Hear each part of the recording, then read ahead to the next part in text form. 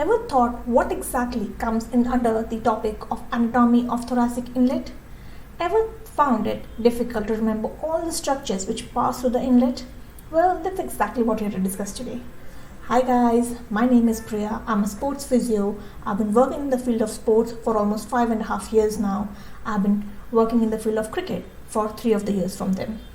Now, Back on Feet is a small venture of mine in the hopes to give back to the society what I've gained from it. So if you have liked this video, do not forget to give this a big thumbs up, and if you haven't subscribed yet, please subscribe and hit the notification bell. Now, without further ado, let's get into this video. Now, what exactly is thoracic inlet? Thoracic inlet is actually the narrower upper end of your thorax. Okay, this part is your thorax. So the narrower upper end of your thorax, which is in continuation with your neck, that part is known as your thoracic inlet. Okay, the narrower upper end of your thorax, which is in continuation with your neck, is known as your thoracic inlet. Next part of the video is boundaries. How is this thoracic inlet formed? What are the boundaries of the thoracic inlet? Here, if you will see in the diagram, you will be able to see that anteriorly it is formed by manubrium sternum, but more specifically it is formed by the upper end of the manubrium sternum, while posteriorly it is formed by the T1 vertebrae, rather the upper end of the body of the T1 vertebrae. Now this is just the anterior and the posterior borders. What could be on the lateral sides? On each sides, if you will see, on each sides will be your first your first rib, okay, along with their cartilages. So on each side, each lateral side will be your first rib with their cartilages. So anteriorly is your manubrium sternum, the upper end of the manubrium sternum. Posteriorly is your first thoracic vertebra, the upper end of the first thoracic vertebra. And on each lateral side is your first rib along with their cartilages. Okay, so those are your borders. Now if we talk about the shape and size of the thoracic inlet, what happens is that your thoracic inlet is kidney shaped. Okay, so the anteroposterior diameter is less than your transverse diameter. The anteroposterior diameter is approximately like 5 centimeters, whereas your transverse diameter is approximately 10 to 12 centimeters. I'm talking about just the thoracic aperture, the superior thoracic aperture or the thoracic inlet. Okay, so that will be there. Now, if I talk about the plane of the thoracic inlet, here in the diagram, if you can see, it's at an angle. The reason for this is that your manubrium sternum, the upper end, usually lies in line with your third thoracic vertebra. So it is basically around 1.5 inch lower than your first thoracic vertebra. So what happens is, due to this difference in height, the actual plane of the thoracic inlet comes at an angle, and that angle is around 45 degrees. So your thoracic inlet is at a 45 degree tilted anteriorly, because there is a difference of height between the first thoracic vertebra and the manubrium sternum of 1.5 inch or 3.75 around centimeters. So that is the plane of the thoracic inlet and the shape and size of the thoracic inlet. Okay, now if you want to learn how to make this diagram, there is another video which I have posted which shows the real-time diagram making for this, and that is why I have the handmade diagrams so that you can understand how to draw them during your examinations. So if you want, the link will be in the description, as well as it will be on the right upper corner as a card, so you can go for that. Part of the video we are going to talk about the partition. Okay, now whenever I talk about the partition, what I mean is the partition between your neck and your thorax. The partition which is formed, or it is partly divided by a Simpson's fascia. Okay, it's a triangular membrane kind of structure which its apex is attached to the transverse process of the 7th cervical vertebra, whereas the broader end is attached to the inner surface of your first rib along with its cartilage. Okay, Simpson's fascia partially divides or partially separates the neck from your thorax. It is a triangular structure membrane with the tip being attached to the transverse process of the 7th cervical vertebra, that is your last cervical vertebra, and the broader end is attached to the inner surface of your first rib along with its cartilage. Now, since it is attached to the transverse process, each vertebra has two transverse processes. Okay, vertebra has a body in the center and two transverse processes on the sides. So that means the Simpson's fascia is in two parts, right and left. Morphologically, it comes from your scalenus minimus muscle, but functionally, it is the main functionality of this fascia is that it gives rigidity to your thoracic inlet. Okay, what happens is whenever you're breathing in and breathing out, the thorax bulges and compresses. That is the main structure of thorax. One of the main functions of thorax is your respiration. So during respiration, thorax bulges and it compresses. But to keep the neck in its normal position and it doesn't puff up, out and in during respiration, the Simpson's fascia is what is important. It gives the rigidity to the thoracic inlet so that the neck will not puff out or puff or go in during your respiration, and it can stay neutral. So that is the functionality and the importance of Simpson's fascia. Coming to the last part of the video. The last part of the video is the structures which pass through the inlet. Okay, the structures passing through the inlet. Here is the hand-drawn diagram for you guys so that you can copy this diagram whenever you want in your examinations, or if you find this to be easier to remember the structures. If you want to learn how to draw this diagram, the video of this has also been uploaded in a real-time drawing situation. So you can see that via the link in the description or through the iCard, which will be present somewhere around the right top corner of the video.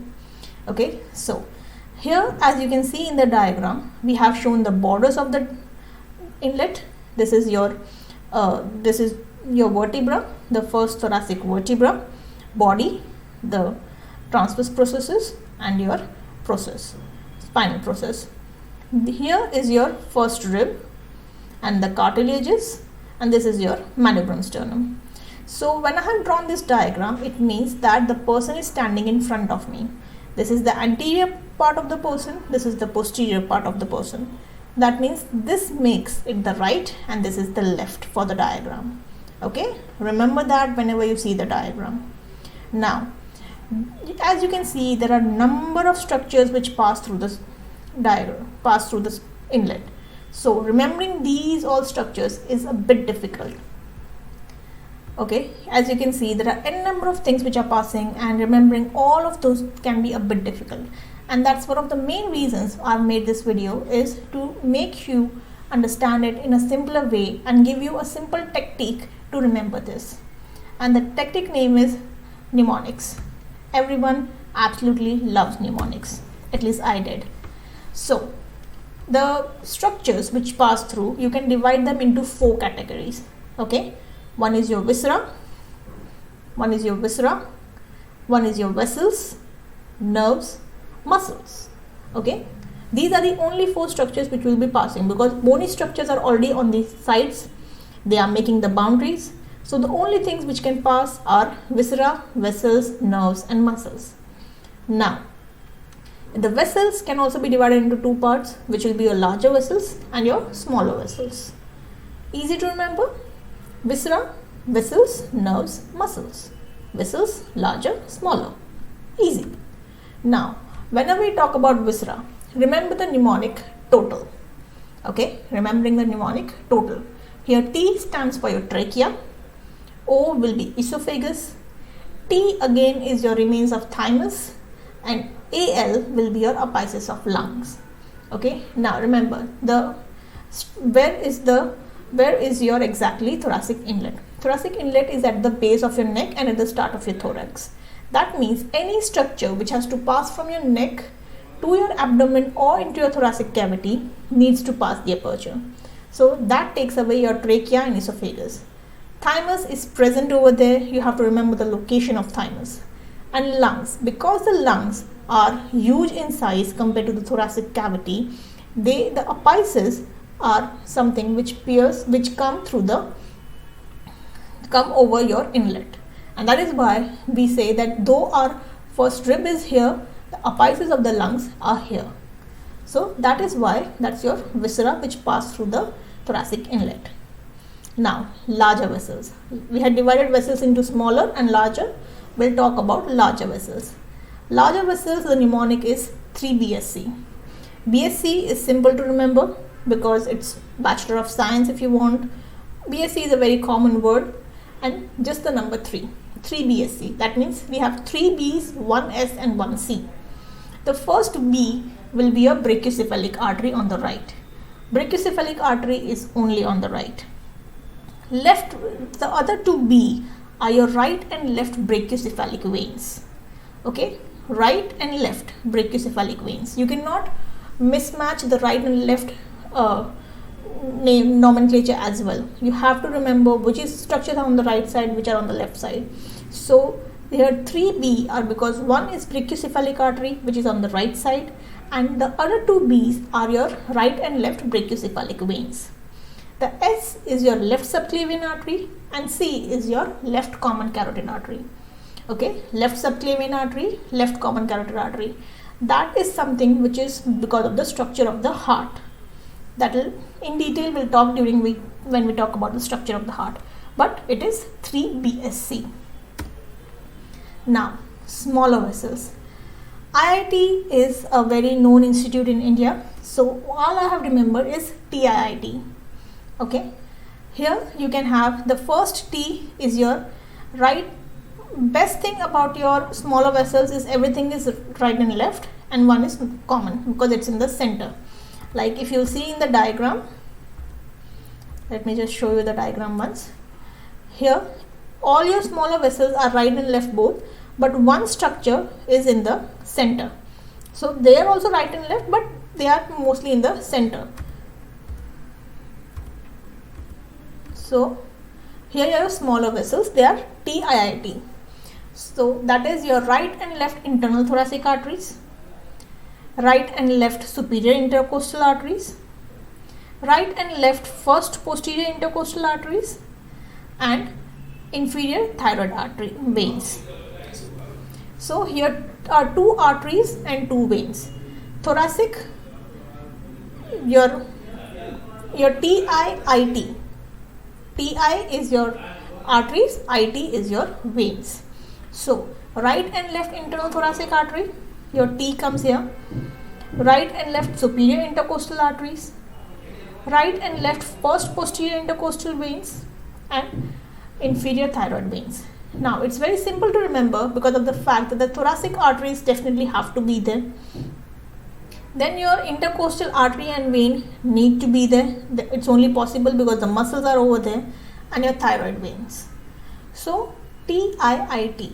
If you want to remember from the first names of this, you can also remember as ISPI, like internals I, superior S, posterior P, inferior I.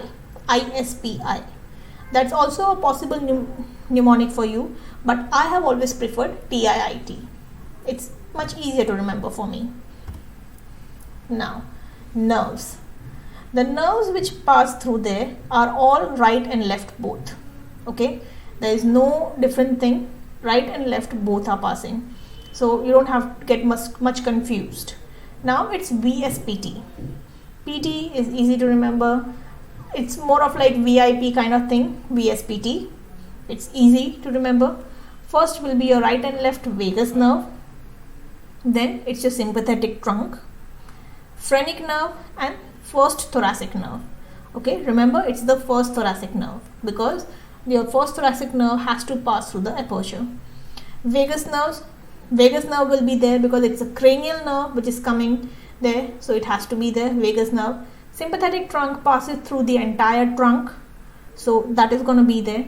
The phrenic nerve has to be there because it's coming from up towards your diaphragm, and the thoracic nerve, the first thoracic nerve, because that's your first thoracic space which you are there. The last part of the structures is your muscles. Muscles are very simple to remember. Only 3 muscles will be there. SLS. Okay, sternohyoid, longus colli, sternothyroid. Out of this, both your S are in the anterior side, whereas your longus colli is in the posterior side. Okay, sternohyoid, sternothyroid, and longus colli, SLS. A very simple way to remember. Okay, so we'll go back to the diagram and I'll show you the muscles so you can remember that easily. Here, this is your sternothyroid, this is your sternohyoid, and this is your longus colli. Longus colli is a cervical muscle. It is, or it's also called longus cervicis. So it's a cervical muscle. It is attaching over here. That is there. So all these muscles are in the center. Okay, most of your viscera are in the center, other than the two lungs, because they are easy to remember. Then you have your 4 structures here, then a few arteries and veins over here, and the 2 nerves, main nerves. This is your vagus nerve and phrenic nerve, vagus nerve and phrenic nerve, and your arteries, the blue ones are your veins. Alright, so those are your structures which pass through the diagram, or sorry, which pass through the inlet. Alright guys, so that's it for this video. If you like the video, do not forget to give it a big thumbs up and subscribe to the channel if you haven't done that yet. Hit the notification bell so that you can be updated with all the videos that are coming to your way. Okay, now if you have anything to say, if you have any comments or suggestions for me, leave them in the comment section below. I'll go through them and try and make as many videos as possible. I'll see you guys next time. Bye.